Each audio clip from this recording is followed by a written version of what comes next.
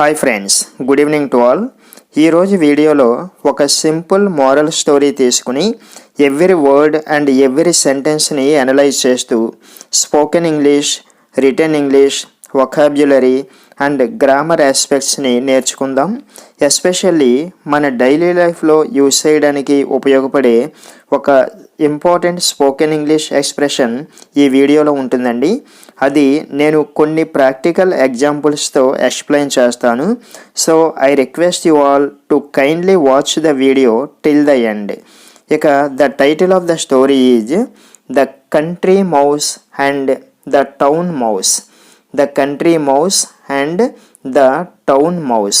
So యాక్చువల్గా మనకి country అంటే దేశము అని కదండి. అయితే ఈ కంట్రీకి పల్లెటూరు అనే మీనింగ్ కూడా ఉంటుంది. ఓకే, అంటే ఇక్కడ కంట్రీ అంటే పల్లెటూరు అని అర్థం చేసుకోవాలి. కంట్రీ మౌస్ అంటే చిట్టెలుక. కంట్రీ మౌస్ అంటే ఒక పల్లెటూరి చిట్టెలుక. అండ్ ద టౌన్ మౌస్ అంటే పట్టణపు చిట్టెలుక. అంటే ఒక పల్లెటూరులో ఉండేటటువంటి ఒక చిట్టెలుకకి అండ్ పట్టణంలో ఉండేటటువంటి ఒక చిట్టెలుకకి మధ్య జరిగినటువంటి స్టోరీ అన్నమాట. Now let's get in to the story. A country mouse and A town mouse were friends. A country mouse and A town mouse were friends అంటే ఒక పల్లెటూరి చిట్టెలుక మరియు ఒక పట్టణపు చిట్టెలుక స్నేహితులుగా ఉండేవి. ఓకే, అంటే ఇక్కడ చూడండి, WERE వర్ అన్నారు కదా. వర్ అంటే ఉండడము అని అర్థం అండి. యాక్చువల్గా ఇది ఒక బీ ఫామ్ అనమాట. ఇంగ్లీష్లో బీ ఫామ్స్ అని ఉంటాయి. బీ అంటే ఉండడము అని అర్థము. ఈ బీ ఫామ్స్ ఏంటంటే యామ్, ఈజ్, ఆర్, వజ్, వర్. వీటిని బీ ఫామ్స్ అంటారు. సో వీటన్నింటికి కూడా ఉండడము అని అర్థం అండి.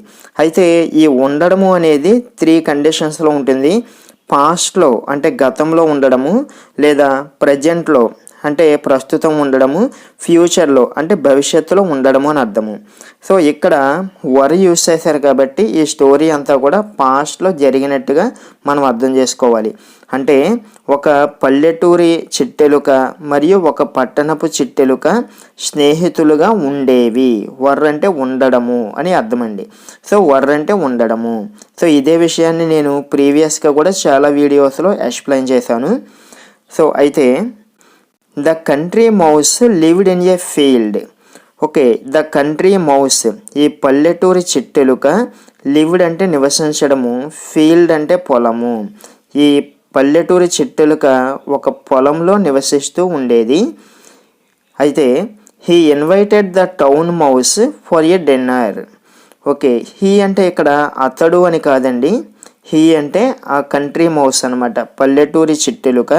ఇన్వైటెడ్ అంటే ఆహ్వానించడము. ఇన్వైటెడ్ అంటే ఆహ్వానించడము. ద టౌన్ మౌస్ అంటే ఆ పల్లెటూరి చిట్టెలుక ఆ పట్టణపు చిట్టెలుకని ఆహ్వానించింది. దేనికి? For a dinner. For a dinner. So అంటే భోజనం చేయడానికి రమ్మని ఆహ్వానించింది. అప్పుడు they both sat in the fields. They అంటే అవి. అవి అంటే ఎవరండి? ఈ పల్లెటూరి చిట్టెలుక మరియు పట్టణపు చిట్టెలుక రెండు కూడా. బోత్ అంటే రెండు, అవి రెండు. సాట్ అంటే కూర్చోవడము. సిట్ అనే వెర్బ్కి పాస్ట్ ఫామ్ సాట్ అండి. ఈ స్టోరీ అంతా కూడా పాస్ట్లో జరిగిపోయింది కాబట్టి ప్రతి వెర్బ్ కూడా పాస్ట్లో మెన్షన్ చేశారనమాట. So they both sat in the fields. ఆ రెండు చిట్టెలుకలు పొలంలో కూర్చున్నాయి. ఫీల్డ్స్ అంటే పొలాలు. ఆ పొలాల్లో కూర్చున్నాయి భోజనం చేయడానికి. అప్పుడు దే ఏట్ కార్న్. దే అంటే అవి, ఏట్ అంటే తినడము. ఈట్ అనే వెర్బ్కి పాస్ట్ ఫామ్ ఏట్ అనమాట. తిన్నాయి. ఏం తిన్నాయి? కార్న్. కార్న్ అంటే ఈ మొక్కజొన్నలు ఉంటాయి కదండి, కార్న్. నట్స్ అంటే కాయలు. ఫ్రూట్స్ అంటే పండ్లు. ఇవన్నీ తిన్నాయి. ఆఫ్టర్ ద డిన్నర్ అయితే ఆ భోజనం అయిన తర్వాత ద టౌన్ మౌస్ సెడ్. ఆ పట్టణపు చిట్టెలుక సెడ్ అంటే అనడము. ఆ పట్టణపు చిట్టెలుక అన్నది. ఏమన్నదంటే what a poor meals you have. What a poor meals you have. ఇక్కడ పూర్ అంటే పేదరికము అని కాదండి, నాసిరకము అని అర్థం చేసుకోవాలి. Okay, what a poor meals you have అంటే నీ భోజనం ఎంత నాసిరకంగా ఉంది, అంటే నువ్వు ఎంత నాసిరకపు భోజనం కలిగి ఉన్నావు అని అన్నదనమాట. హ్యావ్ అంటే కలిగి ఉండడము. ఓకే, అంటే నీ భోజనం ఎంత నాసిరకంగా ఉంది. యువర్ ఫుడ్ ఈజ్ టేస్ట్లెస్ నీ ఆహారం రుచిగా లేదు. టేస్ట్లెస్ అంటే రుచి లేనితనం అనమాట, రుచిగా లేదు. Come with me to town and see what I have. Come with me అంటే నాతో రా. ఎక్కడికి? టు టౌన్ పట్టణానికి, నాతో పట్టణానికి రా. And see what I have, see అంటే చూడు, వాట్ ఐ హ్యావ్ నా దగ్గర ఏముందో చూడు. ఇక్కడ వాట్ అంటే ఏదైతే అని అర్థము. సో అంటే నేను ఏదైతే కలిగి ఉన్నానో అది చూడు, నాతో పట్టణానికి వచ్చి అని అన్నదన్నమాట. ఇంకేముంది? My food is tasty and good. Okay, నా ఆహారం టేస్టీ రుచికరంగా ఉంటుంది, అండ్ గుడ్ చాలా మంచిగా కూడా ఉంటుంది అని అన్నది.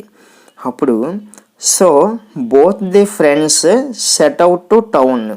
సో కాబట్టి బోత్ ది ఫ్రెండ్స్ అంటే ఆ ఇద్దరు ఫ్రెండ్స్ కూడా, ఆ పల్లెటూరి చిట్టెలుక పట్టణపు చిట్టెలుక రెండు కూడా సెట్ అవుట్ అంటే బయలుదేరి వెళ్ళడము.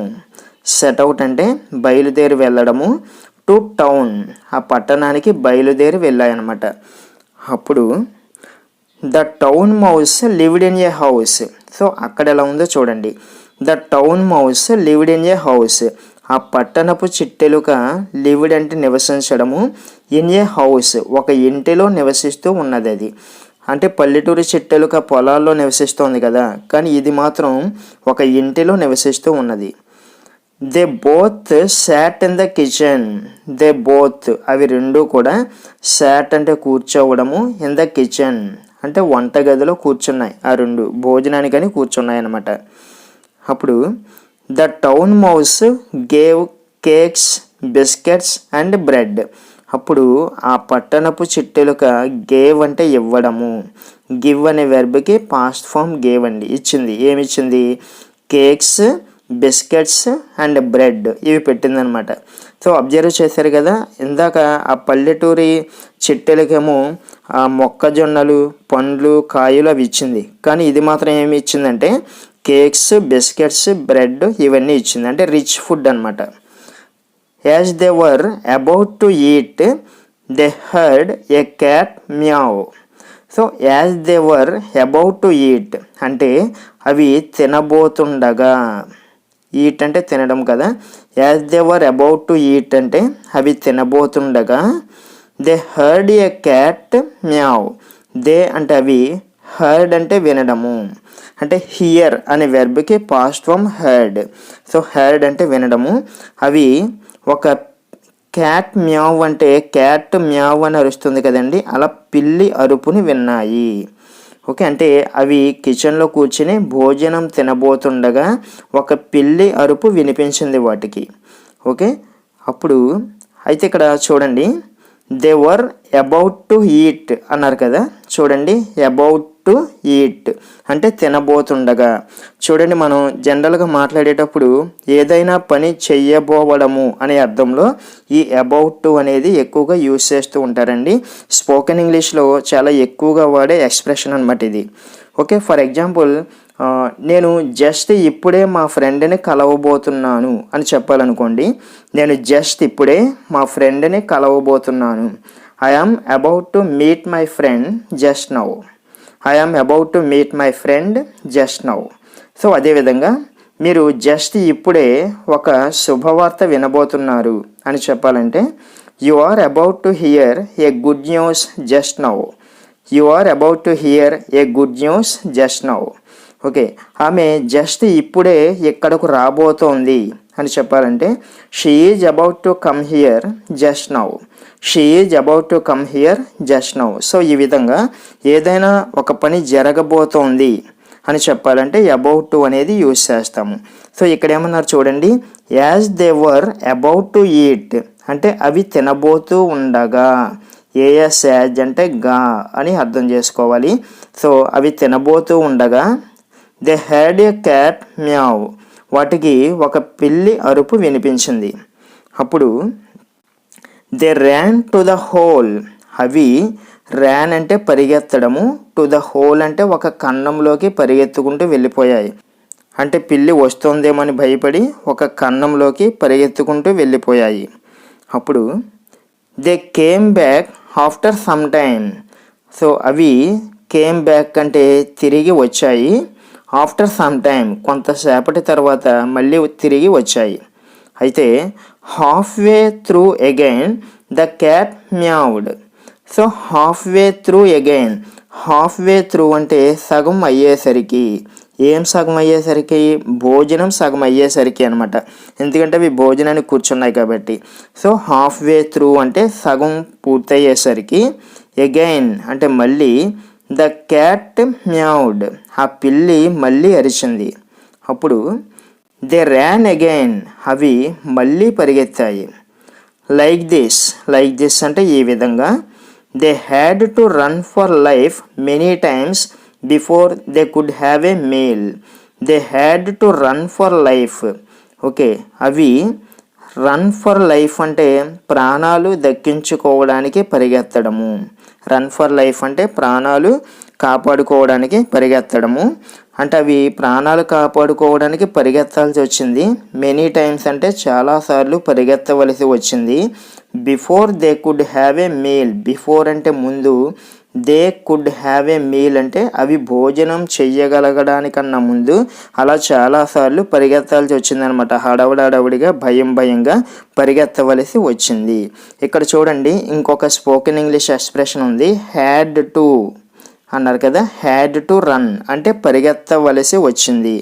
అంటే పాస్ట్లో ఏదైనా ఒక పని చెయ్యవలసి వచ్చింది అంటే బికాజ్ ఆఫ్ సమ్ రీజన్ లేదా బికాజ్ ఆఫ్ సమ్ ఫోర్స్ ఏదైనా ఒక పని చెయ్యవలసి వచ్చింది అని చెప్పడానికి హ్యాడ్ టు యూజ్ చేస్తామండి. ఫర్ ఎగ్జాంపుల్, నేను ఫైన్ కట్టాల్సి వచ్చింది అని చెప్పాలనుకోండి, I had to pay the fine.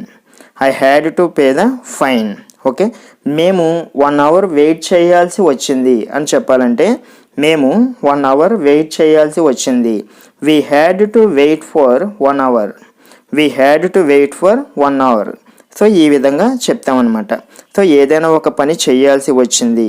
Okay, so అలా అవి భోజనం చెయ్యగలగడానికన్నా ముందు అంటే భోజనం పూర్తి చేయగలగడానికన్నా ముందు చాలాసార్లు అలా పరిగెత్తాల్సి వచ్చింది హడావుడిగా.